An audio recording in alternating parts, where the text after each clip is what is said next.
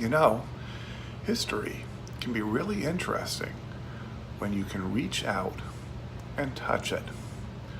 I'd like to talk about that while enjoying a pipe.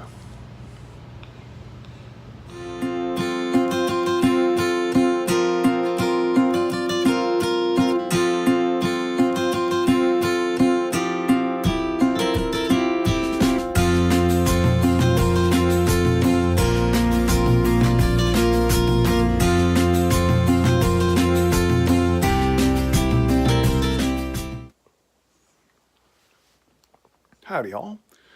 Virginia Piper here.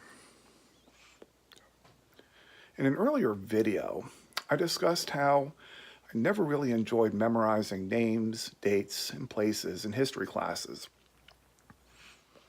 especially if they didn't have any relevance to me. But it's different when you can visit a place where a historical event happened.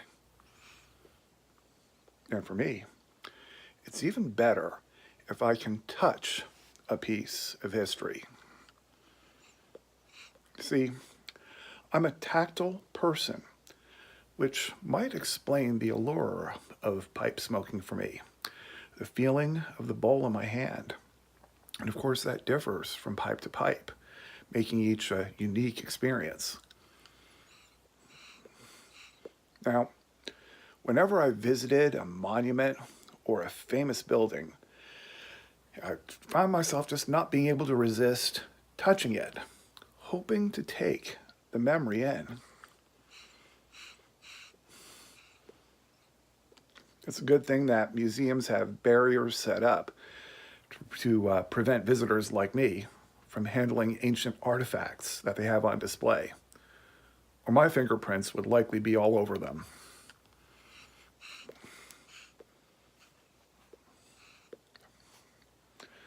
I have a player piano that is over 100 years old, and so are some of the piano rolls. And I find it amazing that I can play that piano or a roll that was handled by someone who lived in a completely different time.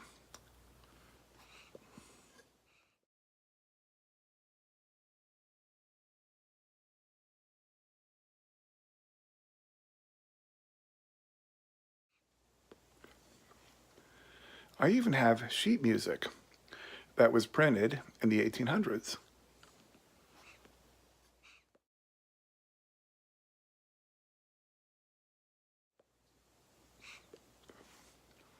It's old and brittle and falling apart at the seams. But you know, I get to hold something that somebody who was alive during that time used.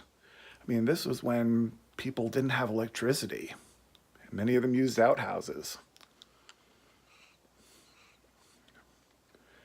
I have some old books in my collection. One of them is a medical book from the early 1800s. And I also have some books that are around 100 years old that my grandfather used.